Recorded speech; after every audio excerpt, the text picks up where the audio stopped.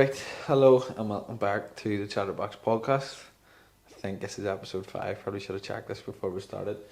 Today I'm joined by what I describe to people that don't know him as the most knowledgeable coach I've ever met, the Elon Musk of coaching, the most meticulous, almost OCD-esque coach that I've ever had the pleasure to work with. One of the main coaches of BIA, strength and conditioning and personal training. Online, you all online? In person and online. Yeah. In person and online coaching, academy, business. What do you call it? What would you describe BIA as? Probably a private high performance department. Private high performance department, BIA. I'm joined by the one and only fellow market man, Stuart McKeating. How are you, champ? I'm good, man. I'm good. Thanks very much. Too kind. Mate, Too have to big him up. Too kind. Pleasure to be here. Absolute pleasure. I mean, it's been a long time coming. We were texting the other day, and you said that I messaged you a year ago about getting this done. I messaged a handful of people a year ago, and they're probably going, "Oh, you're a man's full of shit. I've been talking about this podcast for years now, and we're finally here, finally getting it done." It's been a learning process, but we'll talk some shit here for an hour and see where we end up. What do you think of McGivern's episode? Aye, he's good. He's million miles away. He is, isn't he? He's just Shy, isn't he? He's but listen, that's him. You know, that's why. I know. He's I knew that getting in it. Like before on the lead up, because I hadn't seen James in a while. Me and him done the episode, and I was like, I wonder if me and James are going to have much to talk about. And I was like, it's James McGivern. Of course we're going to have stuff to talk about. You'd never, like, we'd be in sessions and he'd just be like 6-7 minutes in here and I'd make, right, James, get like, he's like, nobody here but he is. He's just, but listen, he's 100%, he's a good lad, like. Big fight coming up, are you going over? Yeah, we're going over. 3 weeks from now. 5th of October, isn't it? Yeah, something like that. He's actually over in Scotland now at the minute. Texted me this morning. I think we went in and done like a massive, mad bag session or something. He's like, I'm supposed to go golfing later, like, but I'm good. Not happening. Have they talked to you into golf yet, James and Jack? Tried to. Not fancy it? Several times, and then my mates, they're golfing now about 2 years ago, and they were massive into it at the start. And I went with them because it was just given, it was like a Friday night, we're all going, it was sunny, it was like, right, I'll go. They gave me a few clubs or whatever, and I'd done maybe 10, 12 shots a hole, like, missing the ball and all. So humbling, man, isn't it? And I was so pissed off at it. And it was like the second last hole. Like by like maybe, I don't know, 8, 9, and I'm like, what am I doing? I can't be annoyed. Where'd you play? Warm-up? I don't even know. Don't know. We drove about 25 Somewhere minutes far away. like. But I caught, it was the second last hole. It was on the green, as it's called. Mm-hmm. The one we start off, you tee off or whatever it is. And so every time, obviously, they're giving me like wee different bits and pieces, you know, to try and I just went, fuck it. I just swung. So many moving parts. And it caught, and I felt it on the, do you know whenever I was struggling, I went, that's a good one. That's a cracker. And it just went straight down. I went, that was fucking class. And I went, maybe it's golf's alright. But I couldn't. It's just, I don't know. Just can't get into it, no? Can't get into it, no. But I thought because there's so many aspects to it, it's like so like it's fine tuning everything and like it's all technique and it's all. I was like, I'll be fucking right up his street. I'm surprised he hasn't took it up yet. Yeah, maybe I'll get into it in later years, like, but it's just, I don't know. It's like it's obviously it's people go to golf to relax. Yeah. But like it's still a sport for me too. So then I'm like not necessarily going to relax there. Like, you know, maybe. I don't know. Are you a fellow whipper? Did you used to be a whipper? I did have the whip. I took it off, so I got showered when I get into the house, and like the band's like not great. Like it holds water. Mm-hmm. So I knew it was coming here, and I was like, do you know what? I'm just going to leave it in the house. So that's the thing. Like I know people say you go to golf to relax and all. Like obviously the whip picks up the golfers' times out golf. I know you're out for a couple of hours, but I'm burning over 1,000 calories and all. Like it's still strenuous enough. Like you're walking and you're swinging. There's a lot of force through the hips, the legs, obviously for the golf swing. So like it's an activity. It takes total nearly. Yeah, but then you don't really know you're doing it. You're outside. No, it doesn't feel like it. And you're out in the sun. It feels sweet. So for anybody that doesn't know you, Give a brief introduction to Stu Mac. Where did it all begin? Try and go in order. Where did it all begin in terms of? Just life. So grew up in the markets. Grew up Market man. Grew up in the markets. Yeah, went to school, Somalis. Primary school. Primary school. Do you go there? Aye. Yeah, everybody. Yeah, and then St Joe's, and then. Were you an athlete in primary school? No. No. I remember I had remember you had the plimsolls? Aye. I had the plimsolls on one sports day and I was away. I think I beat, it was one of my mates back then, Michael Douglas. He was like the fastest in the school. I think I beat him one of the sports days. Aye. And I'm quick. Quickly. I think it was just the plimsolls. It was such a flex when you were in school. Who was the fastest? Remember that, isn't it? Everybody such a big flex. Who's the fastest? Who's the fastest and who can fight? That's the two. That was the two things you were Two known for. things that dominate. Like. I wasn't known for either. No, me either. So primary school, you were an athlete in primary school, secondary school. Still was an athlete. No. Any interest in sport? Yeah, loved it. Love sport. Like, I think I got a multi gym for like second year for like Christmas. I had like a wee chest press, like a pull down, and then like a pack fly, and Where'd you have that in the house? legs down, something in my room. Really Yeah. fun. And it was like wee plastic plates, so I was hammering away at it. And then obviously was doing PE, but like like I've said this a few times, like chatting to different boys. Like if I ever met my PE teacher, like now, like you wouldn't believe like Mate, what I I'm actually said doing. that You know? exact same thing to my ma the other day. My ma started working in St Malachy's primary school doing the dinners, and she has all the teachers and asking, "How's Brian? How's Karen? How's Colin?" and all, and she's talking away. And I was like, "See if I went back to my primary school teachers and told them I was like working in a gym as a coach, like they'd be like." No, he's not. I promise you I am. Believe it or not, I am. And I had no interest in sport at all in primary school. And it wasn't until probably the same secondary school. My man got me wee blue dumbbells. I used to be up in the room. 30-day ab challenges. His dips in the bed with rocky music and all on. Fucking going for it. Sit-ups, planks like fuck. And like probably had about 15, 16. Started a bit of MMA. Tried every sport in the world. Tried football, Gaelic, hurling. Tried rugby at a stage. Done gymnastics for a wee bit. Even done boxing now when I was a kid. I think deep down I wanted to be an athlete and I wanted to be physical. I think every fucking boy growing up does, don't you? Like everyone, like we were saying, you want to be the fastest in the class. You want to be the best footballer. You want to be the best fighter. You want to be something. And I wanted to be something and just, man, I couldn't stick to football. Couldn't stick to shit, like. And then stuck to MMA for a while, and then through that got into the gym, and then done a bit of sports science in school, and then it just took off from there. I would probably exactly the same. Whenever I say I say an athlete, like I'm thinking of maybe the guys and girls I work with who are athletes. Like I played sport, I was just terrible at it. Like I wasn't great. Like I was probably too nervous, if I'm being honest. I actually wrote that. It was a question come in this morning. Like.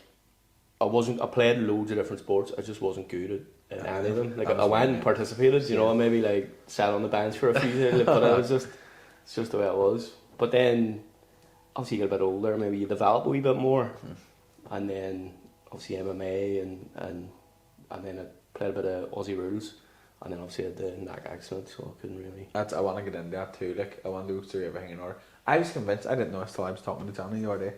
I always knew you played Aussie rules. I thought you moved to Australia for a while. Do you play out here? We played it here, yeah. Did you? Yeah. It was just good crack, like. Is the team still going now? Oh, are they? The team, I'm still in the groups.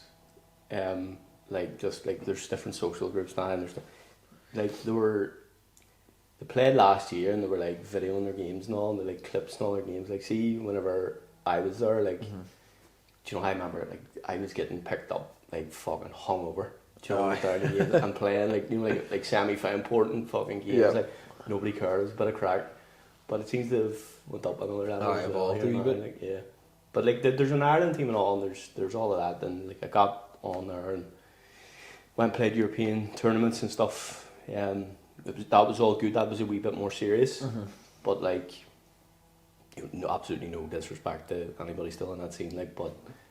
You know, like any kind of like, you know, county level GA athlete. Like I remember the boys used to come in, we used to get them for like a game or two, and they were just fucking Did you ever see that? Did you see Henri talking about Messi in Barcelona? He's like, give me the ball. Like, see when one of the county lads would come in, they would just go get the ball. Like, he'd never played it before. But never now bounce Gaelic players like, bounce playing like Aussie this. rules. Yeah, like coming along, you would play like one of our games. They'd get like fucking 4 goals and 12 points or something, and I would look at them breezing by everybody like, fuck, there's another level here. Like, What's the difference between Aussie rules and Gaelic? Well, the ball's different, and then you shoot through like posts. Mm-hmm. So put it through the middle post 6. Either side it's 1, so a goal would be like a clean, through the middle, and then you play on an oval.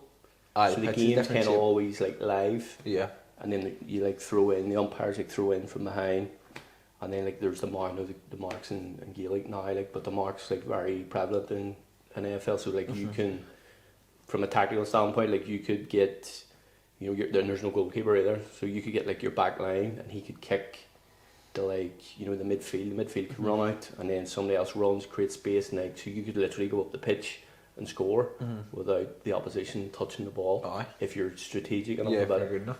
But it's not like that's like elite AFL. AFL here is everybody's just running, knocking up each other. Like, it's very, very physical. Like, it's very physical. Do you ever get like not seriously hurt, but a couple of wee licks playing it like? No, actually no. I've actually never had a soft tissue injury in sport. Yeah, I'm very, very lucky. But then that probably shows the level of outputs that I was actually doing, because it doesn't warrant getting a soft tissue. It doesn't warrant. Like if you're big, explosive, fast, powerful, you're putting a lot of force through the muscles, and obviously sport happens at all these mad different angles, so eventually something tears. So if you can't produce that force, you don't have that in your locker, your body's alright. Like. So other than the neck, that's the only injury you've had? Only major injury? 100%, Out of all, you train athletes from all different sports. I have my opinion, I want to see if it's the same. What's the most injury prone sport locally that you know? Fuck, that's a tough one. You probably have to look at rugby, I would say. Yeah. Just simply like the nature. So if you're looking at the sports, the nature of the sports, like rugby is collision. It's you line up against each other, you ram into each other. In a car crash every week. You break the line basically, and you go down. So I don't currently work with anybody in rugby. Did obviously some female rugby, but not now. But I would probably say rugby. I was going to say football players, and I don't know if that's a population thing, cause so many people who play football, but any football player I speak to, I'll always give them advice. It's down to the way they're training and whatever, but like they're always injured, always injured. I've seen like almost like a theme in some kind of sports and some teams where it's almost like a badge of honour. Like if you're a serious player, you've always got a wee niggle or a wee knock or something. There seems to be a wee bit of that. I have seen personally where I've you're not actually injured, that way. Yeah. So, but it's 100% down to preparation. Like, I mean, the physical preparation in soccer here is next to nothing. It's terrible. It's terrible. We were in talks with an Irish League, I'll not mention any names, but an Irish League team last year, pretty prevalent one, one what you would say would be one of the big ones, and they had nothing. And they brought me through the whole club in terms of what they wanted to change and how this is going on, and I seen behind the curtain in terms of what's going on. And the boys were getting fries and all before, it was top to bottom was awful. Was it? Was terrible. Was absolutely. And this terrible. Is top half. This is one of, if you think Irish League, you're thinking of that team right now. That's in your off camera. You scroll back far enough. Well, actually, it would have been on the stories at the time. But you'd have known because we were there. Obviously, we went back multiple times for meetings and stuff. And sticking point with that, the reason why that actually didn't go ahead was pricing, and that for a club, in terms of what we were asking for, they have it. They're able to do it. But then it comes around the other way of what they actually value, what you're bringing. So they don't value what you're bringing, spend that money. Yeah. So that is the issue, because they don't actually understand the importance of getting all this together. Yeah. Do you know what I mean? So soccer in here now. There's some Lawrence brilliant Mm-hmm. from what I hear. And then there's a few athletes play different clubs outshore. They do their own stuff, working with private guys. Yeah. They know the importance of it, but They know but what they're doing. as an entire kind of scene, And that's it. That's it. quite bad. Like. Local elite level, like, but even some of my friends and even probably people you know that play a sport, particularly football, and their training's just even on the upper end. I seen a video of Neymar doing his ACL rehab. Did you see it? Yeah. And he's just jumping off a box and landing on one leg. And I was just, even me, like, I don't scratch the surface when it comes to like that level of knowledge, specifically sports specific. And I'm looking at that going, what are you doing? Yeah, well, it was down to how he was landing, so he wasn't landing correctly. He was protecting the knee, and that there's obviously been there's loads of, so I get people like slobbering and then other things as well, but just that is, especially from a rehab point of view. So you want to train ugly sometimes. Like if you're learning something or you're doing something you're not comfortable with, some of your reps are going to look a wee because you're working it out. Yeah. So there's an element of that, and that's fine. But like if that is what your session is all the time, then there's issues there. Yeah. So that's I seen the video and I had some thoughts on it myself. Did people say? But like that's not even the worst one. No, that's No, not. mate, I've seen so there's- much worse. Like, have you ever seen the videos of the Kardashians training with their PT? No. Mate, oh my god, it is the fucking funniest shit in the world. I'll try and find it after this and send you it. Like, they're doing like the most made up Martian exercises you've ever seen in your life. Like, Yeah. I can't even think of any off the top of my head, and I'm going to myself like, I know they're paying you a fortune. Yeah. They're paying you a Yeah. fucking fortune a session, and you're making it and stuff like they're standing on like exercise balls and all, and like swinging wee ropes about and all, and like doing all these just crazy, Just anything, Just but anything. a basic heavy Yeah. lift. literally like Just literally everything but the thing that you want to it's be doing. fucking tough to watch. Like, and even sometimes like I'll see it from an athletic standpoint. I think it was Barca. I think it might have been Barca's Yeah, S&C, and even I was looking at that going, what the fuck are you there's a doing? few so like there's one there just recently. It's Sergio Ramos, and he's doing a change of direction drill, and he's doing it in sand, and he's got like weights on his feet and his ankles and stuff, and it's just there are a number of things wrong with that. Yeah. But it's just, like, these guys, like, I know that guy he's not from Madrid, right? I would like to think Madrid have the best of the best. Like that, the stuff that you see there it's always put out through their own personal stuff. Yeah. It's a session that they've done.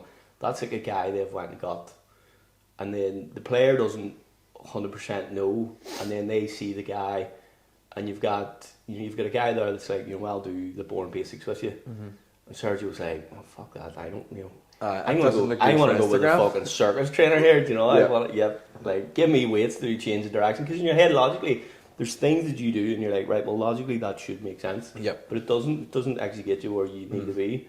But the players on this end, they're always on this end. So they're like, well, fuck, hell, yeah, it does make sense. Yeah. And then you've got this semi-qualified guy, and he's like, no, that does make it better. Yeah. Come on, you and me. The most prevalent one is people shadow boxing with dumbbells in their hands, going, Yeah. this is going to make me punch harder and make me punch faster. Yeah. And for that wee burst, and then you take the dumbbells away, after it, you're going to feel like fucking lightning. But surely that's not going to have any long-lasting benefits. No. See, Mayweather, and there's that boxing S&C, and you couldn't call that S&C, like, but there's a few things in boxing that are just, the pros done it, and it's just, it is what it is. Yeah. So Mayweather loves boxing with it, and he's the GOAT. Yeah. He is the so guy. people are going to see what he does, and So so if he does it, Yeah. I'm going to do it. Yeah, but then any boxer I've worked with, male or female, that's the first thing they've done it, and they ask me, and I'm just take the dumbbells out of your hands here, like, just go, we're not doing just that, stop. like, yeah, no, just get onto that bar, like. But it is baffling, like, to see people at such a high level, and the access they have, the real top high level coaching, like, the bullshit still seems to seep through. Yeah, there is, and like some of that stuff can be you know, maybe there's a coach there who has been there like 30 years and like was friendly with somebody, and he's in there and he's now the guy, and he has that much authority now within the system and the setup, because there's a hierarchy, especially in those team sports. Yeah. You know, and like S&C's down here. You know, so he has a bit of authority over that, and he's, you know, pulling the shots basically. So maybe, you know, he's putting out. Well, I like to think, you know, he's putting out these sessions, and then the younger guys coming in there like, you know, this is, you know, shouldn't be doing this? Like, Yeah. but then obviously can't say anything, and Because of who they are, more than anything. yeah. Or it's today's age. You know, we're not. There's loads of real high quality stuff, like loads of stuff, but you couldn't think off the top of your head. You've probably seen it when you're scrolling, but it doesn't make you stop. Yeah. So today's day and age, social media, you know, it's the currency, the business, football teams are brands, engagement. Yeah. Half of me thinks there's stuff. It's for the gram. There's stuff put out there to generate. 100%. Like, I see it in the gym sometimes myself, just outside of an S&C standpoint, just people training, like, people see The Rock doing fucking dips with chains and all around them, and then people just come in, there beef chains in the gym, they're noisy bastards, throw chains around them, do the dips, even they clip onto the end of the bars, and people do squats with them, and part of me would love to be cheeky enough to go, what does that do? Like, what are you doing that for? Or are you just doing that because you've seen The Rock doing on Instagram and it's for the gram? That is it. Well, that's a pretty good tool to have. I wish I had chains and Anytime Fitness. Very, very good. We use bands. Speak to Paddy. Paddy has some money to get chains in. Paddy's. Look, I'd said as if Anytime Fitness are the GOAT. Right? Guy that owns it, and Paddy couldn't do enough for you. Like, if Paddy listens to this, he messages me, jump chains, we get chains. Like, that's not. We use resistance bands. If you see any of our stories, we get stuff in the Q&A like about the bands. It's the same thing. You're adding to the range of motion. When it gets easiest, you're adding a wee bit more load through that. But why people do it is because they see The Rock doing it. Yeah.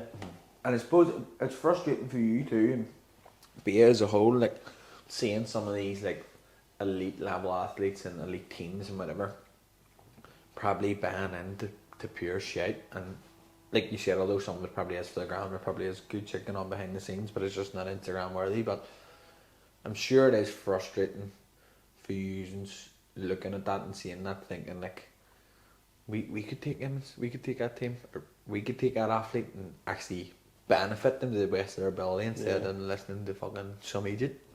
What's that? Yeah, frustrating, but then also, so like we've multiple teams, organisations, athletes who we get results with. So if I'm, you know, from a business point of view, if I'm looking around and I'm seeing, you know, these guys have their heads screwed on, they're making gains, they're doing well, but these three are doing the circus bullshit. It's only a matter of time before I approach them or they approach me, or there's a conversation. I know if this is the level that you're at, I know if I go in and I work with you, I'm getting results after 1 year, you know, after 6 months. So it makes me look really good. So it's frustrating in a way where like we could be in there, but then it's also, I'm thinking, well, if I do go in there, once you do buy in, you're going to get your eyes open. Yeah, we're going to do a good job in there, like, so wee bit of that. I suppose it's what way you look at it, like, isn't it? You could be the frustrated, jealous type and be like, fuck, it got to be me. Or you could be like you said, you could go, if that person does decide to come to me, I'm going to change the game. Like, what age were you were playing Aussie Worlds? Did you finish school? Did you do A-level? 5th year? No. I was in school, mate. Were you? I academically, like? Scrape, and I like, if I still see boys like it was in my class, like if I could go back and do school, I wouldn't change a thing, because I had the best time of my life. It was just so funny, and like loads of like good memories and stuff. But like I just about like got through school. Did you? Yeah, like just about. But like it was the environment, so I just there's certain subjects I can't. It just doesn't compute with me, and then there's other ones that just sticks even if I don't try. And like just the classroom and stuff, it wasn't just a setup. Me. But then, you know, obviously went to probably partially. So I was in school. My brother was a joiner, so he had his own company. I was like, I just want to be a joiner. Like, so, like, you think, you know, second year, third year, your brother brings you out on a Saturday, he picks you up at 9 o'clock, or picks you up at 8 o'clock, you work to 1, and he gives you 50 or 60 quid, and you do nothing. Because you're his brother, you're a child, he's just bringing you along to put money in your pocket, and then you're going to your mates, do you know, and they maybe getting a tenner off their man or something, you know, and there's nothing, you're like, you're rolling in it with 50 quid a week. Joiner's really easy, and like, I'm loaded. So like, I moved through school, like, I want to be a joiner, My brother, he's like, no, you're not, like, and he actually, whenever I finished school, he made me go and sit, it was like something, the civil service, like an aptitude test or something. It was like something that like qualifies you to like look at a role, you know, and start and work with them, and like, you have to go do that. So I went on and I passed it, and then the decision was mine then. Like, and I was like, obviously, it's fucking two belt and all me, I was 100%. So that was me, and I just. Was that the goal, leaving school, joiner? Yeah. I mad, got my papers and all, like, I was ready to go. Top joiner. Did you go to uni? Yeah, so this is the thing. So I worked probably like 2-3 years. I was studying. So you have to go to TAC obviously for the joinery, but then obviously working, and then I went full time. So I finished that. I went full time for a bit, but it was in around. Remember the recession? Mm-hmm. So all the building gain that usually stops in the recession. So all the work started to dry up, and we got kept on. So it was a big contractor who my brother worked with. We were like, there was only two teams. Like, he had multiple. There was only two left. That he kept going. It was on this job, and then it was like, look, it's only a few months here where we'll have no work. You know, we'll give you a shout basically whenever we've got it. So I was doing like wee homers and stuff, and I was still training in the gym. When did you get in the gym? In school? Like, in school? Yeah. So like, I would have met you know Chris Downey? I think so. From Short Strand, gentleman. He runs these like. He's Ireland's answer to David Goggins. Is he? He appears on Instagram for like 6 months, and like, his stories are just him out running. Just he's doing like, I don't know, he's doing like an Ironman a day or something. Some stupid, obviously not doing an Ironman, but he's in serious distance, and the stories is just his feet just banging the ground. He's like, I didn't want to get up today, but I said, fucking get up out of bed, and I'm not here, so you need to do this. He's gold here. He's fucking gold. But like, me and him went like mid school a few times. Like, I went to a gym in town, I'll not mention it. Just paid in, let on, we were fucking 17 or something, and like, we didn't have a clue what we were doing. Like, we just lifting all these big rusty old weights. Would you love to go? I always said I would love to go back and look at my training sessions when I first started the gym, and just look at what I was doing and just go, what were you doing? I wrote everything down. I've done that. Have you? Oh, embarrassment! Like, it's, but like, this is it. Do you have to? Oh, I you don't know. You know, you're doing different things, and if 10 years on you're looking back at what you were doing in the gym when you were 16 and still doing the same thing and going, I knew what I was talking about. You need to have a look at yourself. Like, yep.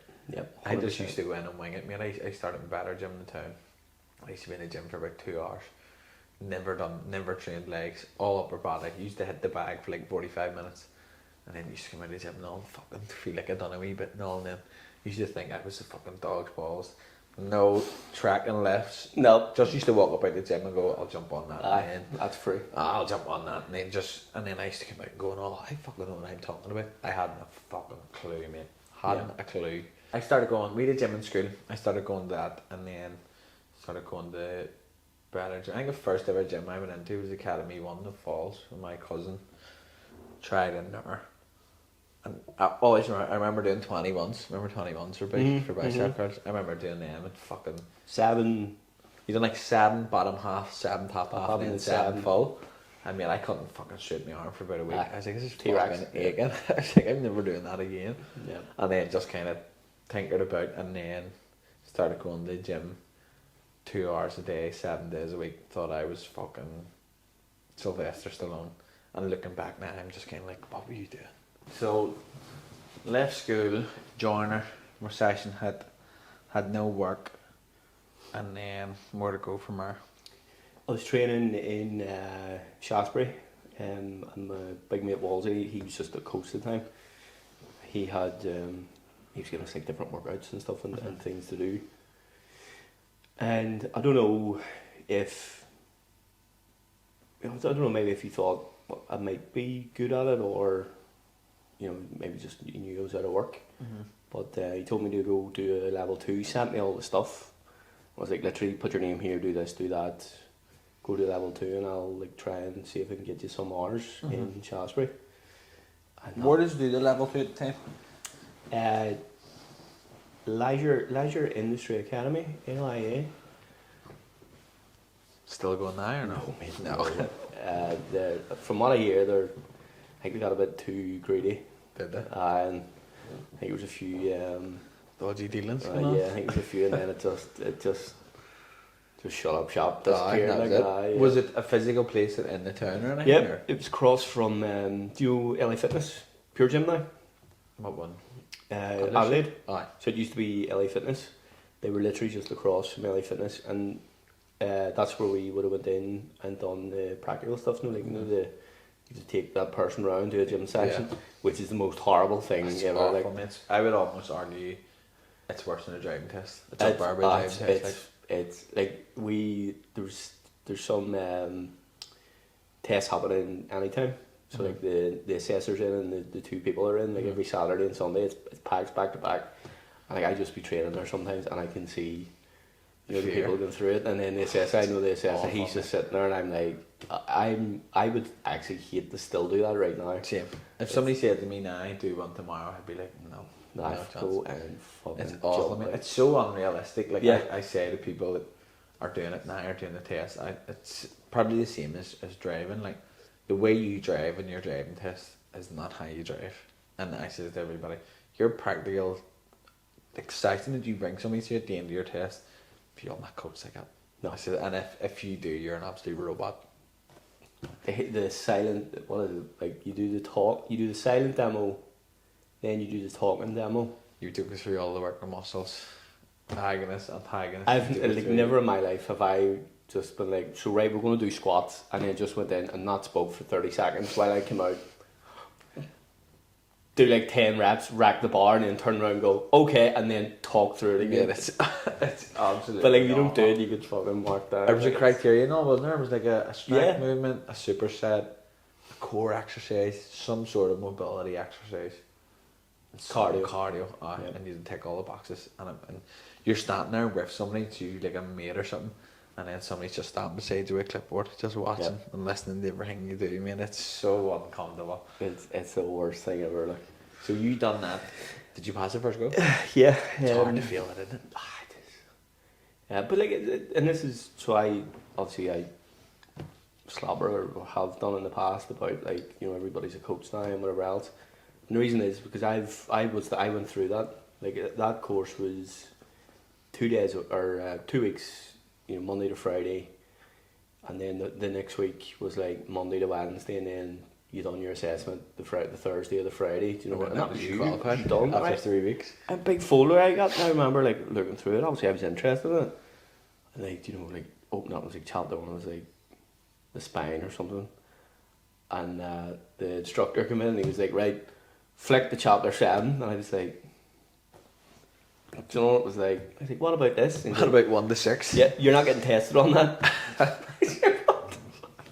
Right, okay, fair enough. So it's not like, and from their end, that's a business. They're just pumping. They new people in every straight out. Money, more people they don't don't get qualified, the better. Like. Yeah, out in the world you go. We'll rack everybody. Like, just don't care. Next group in. That's why I very critical of that system, because I'd been through it. Yeah. I'd seen it on the other end. But done that, went to Wolsey, and he got me volunteering in Shaftesbury, so I was could shadow. Mm-hmm.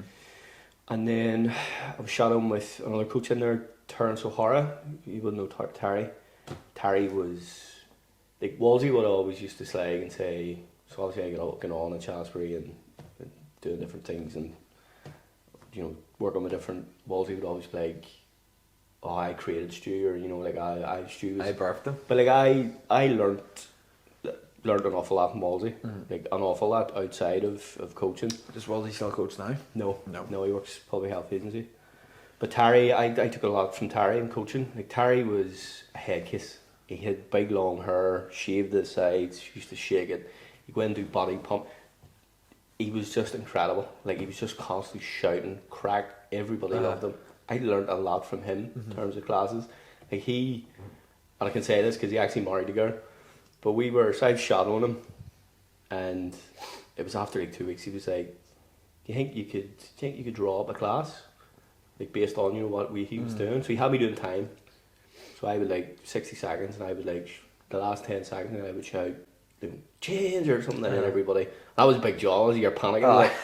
So I was doing that for like 3 classes, and before I came into the shift, it was like an hour for the class. He's like, do you think you could write out a class? I said, oh, I wrote it out on paper. And he's like, right, well, we'll go down, we'll set it up, and then we'll like half demo the exercises, and then you can call the time again as you run. So he was like building a wee bit in. Yeah. And we were all in the hall, and everybody's coming in. So Terry pulled big numbers, like, and we're sitting, and it's like literally like 3 minutes to go, and I'm panicking because it's like I'm taking a class here, basically. Yeah, I'm doing a wee bit of a demonstration, like, you know. All locals too? All that. I ended up coaching them, like, you know, but that big group there, like, and do you remember, you've been in obviously in the hall, and like the glass thing was into the gym? Where they play the football indoors in the Lord. Do you know when you're in the indoor hall, like the big circle glasses, and then there's the glass, and then the gym's here, so you can see anybody that's walking into the gym. Mate, we're sitting, and I'm like panicking, like 3 minutes, I'm like, right. Do you know what, I just had to demo the exercises, like, he was doing all the talking. And we're standing talking, and he just looks up, and there was this big tall brunette come walking across to into the gym, just like Terry. We were talking, Terry just went, and she crossed, obviously the thing, and obviously the gym nurse, so she was in the gym. Terry just went, back in a minute. I didn't see that cunt until after the class. He just went, on your own. He went up straight away talking. Now he's married here now, has kids. Worked out alright, yeah. Love at first sight, you could say. I'll let him away with that. But he just went back in a minute. I didn't know if he was coming back down or not. So I'm sitting, everybody's around, watch the clock, minutes gone, 2 minutes, 3 minutes. I just went, fuck it. I'm going to take this here. Right, we're doing a warm up, we're doing this. Probably the worst class ever, I don't know. I'd have been early 20s, I think, like 20 maybe, or around that. That's funny, it's a very full circle moment. First class I ever took was yours. Remember? Yep. Was yours. Yep. You were going on a stag to Poland somewhere. Mm-hmm. It was a Tuesday or a Thursday night. I came over the week before and shadowed it, and literally wrote it down on my phone and took the exact same class the week after. I mean, I remember I was about half an hour early for it, and I went up taking. People started coming in. I felt sick. My mouth was like fucking Gandhi's flip flop. My hands were fucking soaking, and I was literally just sitting like this going. There was about 6 people in for it, and I was just going. Yep. I was like, what am I going to do? What if somebody falls? What if I look like an idiot? What if my voice cracks? What if I do something wrong? I was like, I'm fucking shaking myself. I was soaking. Like, I probably had to get jumping on. I was soaked through after it, and I was just like, even probably looking back now, I was like, that was probably the worst delivery of a class ever. Worst people skills of all time. I'm going to say, I think I was about 19. I think I started coaching when I was 19. And around the same age then, yeah. Probably near enough, bang on, exact same age. Because I done my course in 2018. Passed it and then didn't do anything for basically a year. I actually applied for Anytime Fitness. I actually didn't apply for Anytime Fitness. I was referred to Anytime, the Strandmoss one that had nothing yet. And I got referred, went and done an interview and like a sample session and whatever. And I think Paddy might have been there. I can't remember who was there. I can't really remember. Could have been, yeah. And they rang me, and me and I came out of the interview. Never been so confident in my life. I was telling them, I'm going to be starting Anytime Fitness here on Monday. Like, I'm going to be big PT. And then whoever was taking the interview rang me and was like, listen, brilliant interview, whatever else says, people have come in with more experience than you, so we're going to go elsewhere. Man, I was raging. I was fucking raging. I called them everything after I hung up the phone. And I was like, fuck PTing, fuck the gym, fuck the fitness industry. It's a load of bollocks. How you meant to get experience if you need experience now? And then done like another year pulling tension on the waterfront, and I was like, shit. I was like, I need to do something. I was like, I have this degree or this course here and qualification that I don't use. And then I applied for that gym you were in, and the first ever thing I done was cover your class. And man, it was nerve wracking. It was fucking awful, so it was. And then same again, done a wee bit in the desk, slowly started taking one class, started taking two, built it up. Yep. And then that was it. That's it. Mental. That's it. I remember I like saying to you, because like, I like you didn't let on. You were like, I knew you were going to be shitting yourself, because I must have said it about 4 times, like just to make you're like, I'm just sweet. Ah, yeah, 100%. Ah, grand. Yeah. And I was like, he's down inside. Because I knew I was down inside, you know. Absolutely down. It was fucking brutal. Yeah. So Lorag, couple of classes in Lorag, and then Yeah, I done a wee bit of like freelance work. So I worked in I think his name is Jerry. He like ran like, you know, hotel timetable classes. I'd done a wee bit of LA Fitness. He kind of like, you know, covered, you know, classes kind of that way, like. So it was Terry put me in touch with him. So I'd done a few with him, and then he kind of built the classes up for me. So I was doing more and more, but it was still like volunteering in Shaftesbury. Done the Wednesday and the Saturday, the two, because they were 2 Terry shifts, and then probably got about 6-8 months in, and Ronan McKenna, who was the coordinator in there at the time, he was like, look, you've done an awful lot for us, we're going to pay for you to go and do the spin, and then you can start taking spin, paid. So I went on it, taking the spin, and then Shaftesbury were able to offer me more hours. And it was in around a time where Jerry was looking more and more as well, and they were kind of almost starting to compete, and I was losing money going to Shaftesbury, but I knew long term it was a better option. So I stopped doing the classes for Jerry. I would have picked up the odd one if he was stuck, and then I would have done the Shaftesbury, and it just grew from there. That was it from there. Yeah. What would you have done, like circuit classes in spins? Yeah, I done boot camps, which is like a circuit kind of thing, core, spin. Yeah, that was kind of, and then you free reign, you do your own kind of stuff. So I don't want to done like bodyweight hit type classes and stuff. Was there anybody else taking classes at the time? Was it only you? See that team at the time there was Jared Walls, Sinead Barnes, Roma Doherty, and Terry O'Hara, and then me, and I was kind of in like, you know, learning from them. They were all really strong, like in class delivery, like really they had big numbers, like. Yeah.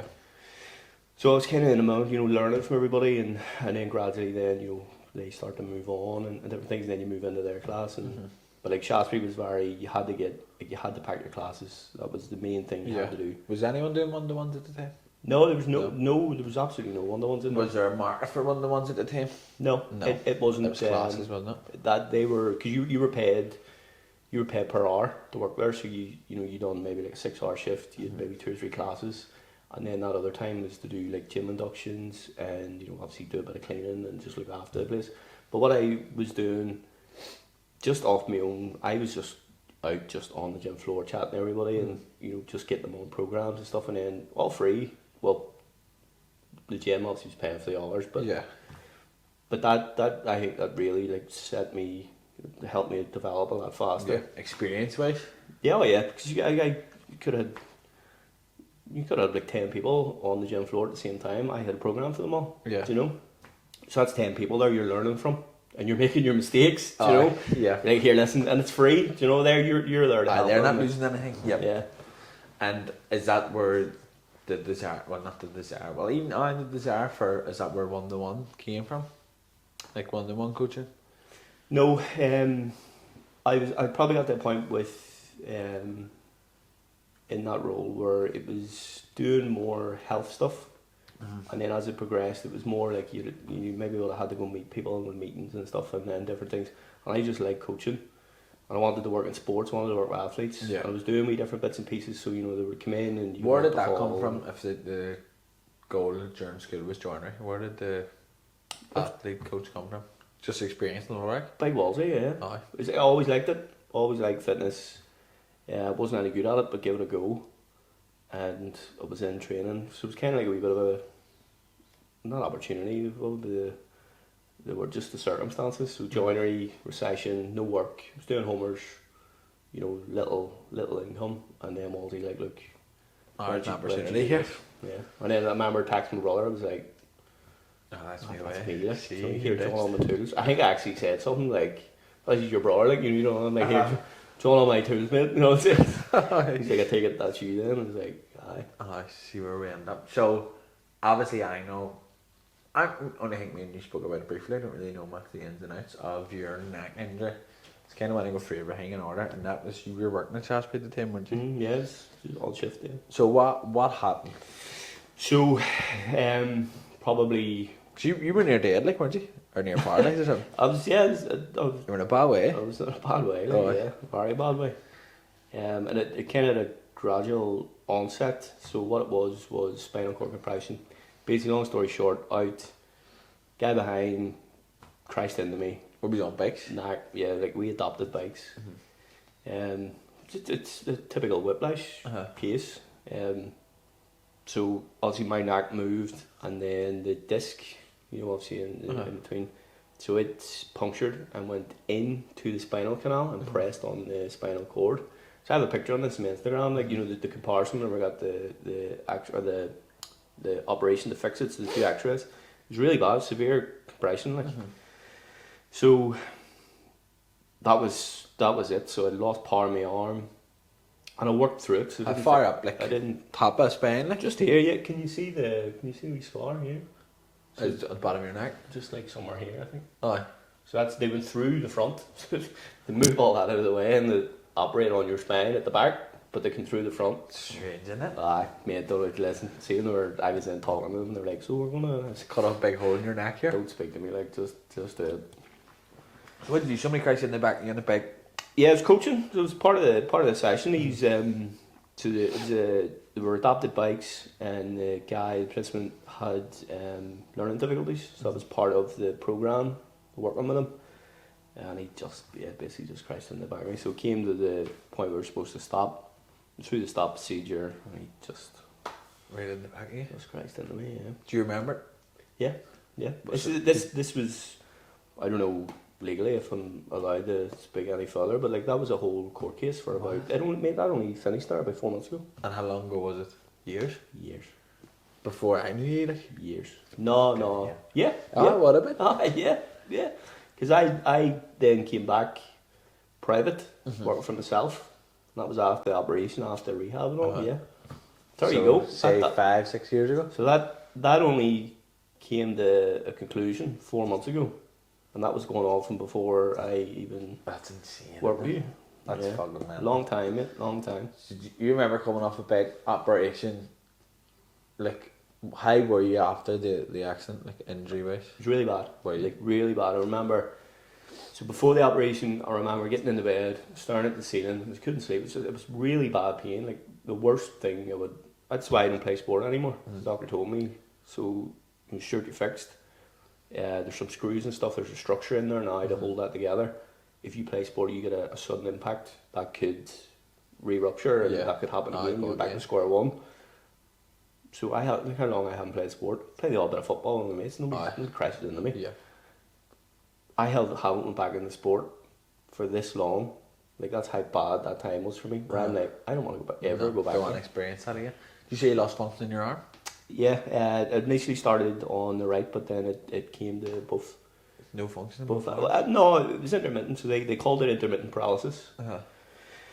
I dropped cups on the house. Like my hand would just go. Mate, I remember. So it was like 12 weeks in or something. So I was going through physio. She's doing obviously all the best she could, but she basically got halfway through it. She's like, "Sure, you're getting worse rather than getting better." And we'll refer you on to ICATs. So I went there and I remember coming in and went into the wee bay with the girl, and she pulled the curtain and she was going through her stuff in the assessment. And like the assessment just seemed really rushed. And I was like, because there was a bit of a stigma around whiplash, like you're in for a claim or something. Yeah. But she was rushing all this stuff through, and I remember just looking at her. She was doing this, she was like, "Yep," and I'm like, "I know you get highly assessed, right? You're not even assessing my part here, I know this." So I went, "Look," I just stopped. I says, "Look, I'm not here for a claim. I know I'm not here for a claim. I'm not for anything. There's something wrong with me. Please assess me." And I think I seen a change in her. So she sat down, she went through a few other different things, and then she referred me for an MRI. So she says, "Right, sit down, take your top off, and I took my top off. And I was wearing like very baggy clothes at times. I was very aware of this. But my right side, the muscle mass, my right side compared to my left, back then I was in some lick, like, but this right side just went. Visibly noticeable. Because I seen her eyes, she went, oh fuck, there's something wrong with him here. Yeah. You know, because I met by hoodie, you know, he's like, nothing wrong, like Weber or something. So I seen the change in her. She referred me to the MRI. I got the MRI pretty quickly. And then she phoned me. She was like, we've got the results. You basically don't do anything. Where are you? Don't do anything. So like, had nobody a clue what was wrong with you before it? I think you were hurt. Like, I think the physio had kind of an idea. Because she was working with me. And she basically said, you're not getting any better, you're getting worse. Which is why obviously she referred me off for them to get a look at me to see if there was an issue. But nobody had mentioned, the only thing it was talked about was like a trapped nerve. That was the only thing it was really like spoke about. But I knew, see, whenever it happened, so the crisis happened, I had like a full shift after that. And I remember that same class where I was talking about first covered, right, so that's mine now, it's massive. And I remember coming in, so I felt a wee bit of pain after the crisis, and says the Wolsey, and just went on about my shift, and had brought all the equipment in, and I would remember I was shouting. So you know, it's 6:10 now, class is going, and I'm demonstrating the exercises, and I'm shouting, right, so there's 60 people in that hall, and I'm going through the classes, through the stations, and one of them was either a press up or a mountain climber, but it required me to go down and brace in that position. And I'm talking, and I make sure your next one down, and I lifted the kettlebell, and I done whatever, and then your superset with this is, and I went down, and as I went to brace, my right arm buckled, and I hit the ground. And I met people out, like years after, do you know, like in town and stuff, and we were talking about them, and like, oh sure, I remember, because you just buckled, and the look in your face, and I remember the look in my, I was like, oh fuck, what happened there? And I was like, my arm just, I can't brace. But that was obviously the compression that happened then, and I wasn't able to load it. Fucking hell, mate. I know. It's terrifying, like, isn't it? Oh, it's listen, scary, it changed my life. Like, it really, really did change my life. But for the better too, do you know, I'm in a better place. Especially being in a position and a job, and even just a passion, it's something so physical. Yeah. To have that almost took away from me, and temporarily took away from me, like, it's fucking scary. Yeah. Like, touch wood, I haven't had any severe injuries. I'm the same as you, mate, probably down to me not fucking doing enough to injure myself. Never broke a bone, never tore ligaments, never done nothing, never any serious injuries. But like, see, if I get seriously hurt and I couldn't train or go to work or anything, my head would be fucking mad. Tough. I would jump the lag, mate. Tough. I would be useless. Outside of the gym, like, I'm no Mungo, but I'm no Einstein, like, but outside of the gym and health and fitness and all, mate, I couldn't do anything else. I haven't a clue, mate. I'm fucking... You ain't get... I'm sitting here and I have a podcast. I know, we're getting somewhere, like, but fitness. even just in school and all, like, I had done the bare minimum to get by, and it was, my brother was a big part of it. He was fucking model student, A stars, from second he walked in the door, second he walked out the door. That kid comes in within 3 weeks of school, fighting, after school detention. All teachers run after anything, like, your brother, you'll be sweet and all, fighting, after school detention, straight away, and just kind of done enough to get by, to keep my mind off my back. And I was like, and I find that myself, see, if I don't want to do something for myself and have no real love or passion for it, it's not happening, mate.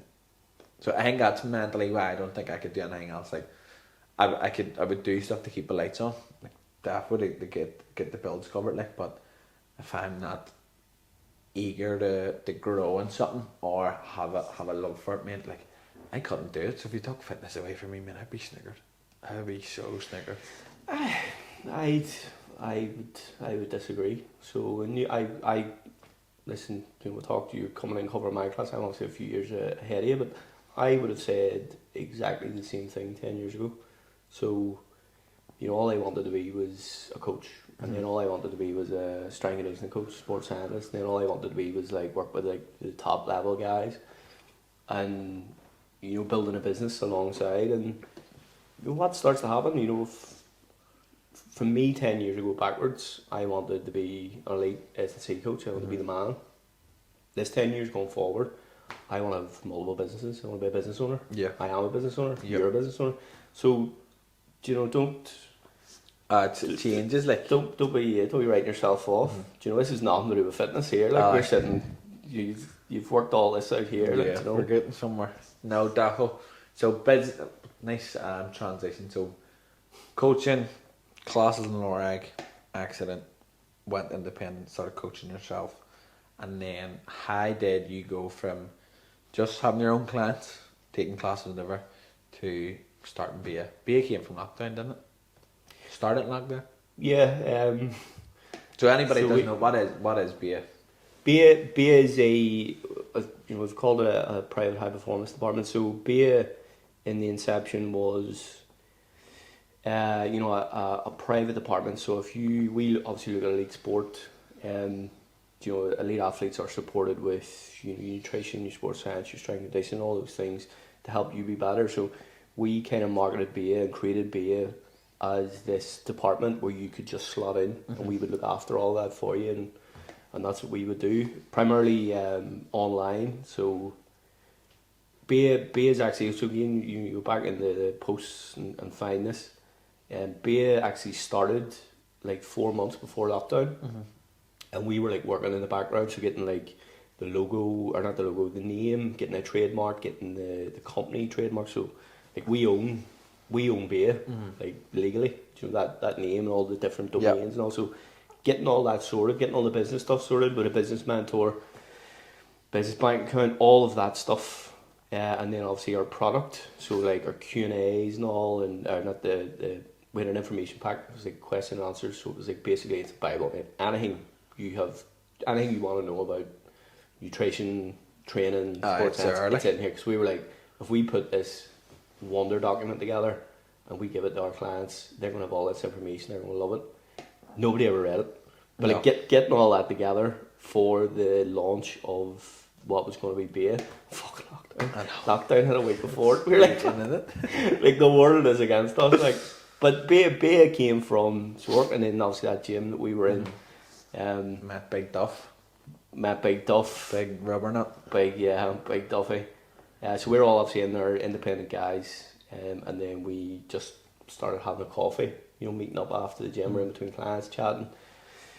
And then I had a team actually approach me for work with a full squad, and we were talking about the idea of BA, and I was like, well, I'll put this in collectively for us if we want to give it a go, and then obviously it started from there, but started in that gym. Lockdown kind of forced its hand a wee bit, and then obviously we left that gym. And all of the circumstances that was going on there. That we'll not get into. No. There's a few things we probably can't get into. Fuck's sake. Yeah.